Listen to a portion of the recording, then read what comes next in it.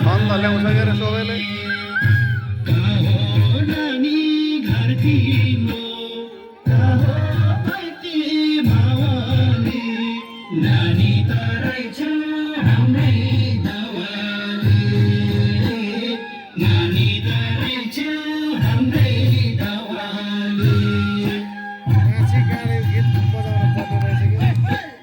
मास्टरलाई नानी तरै छौ हाम्रै दावाली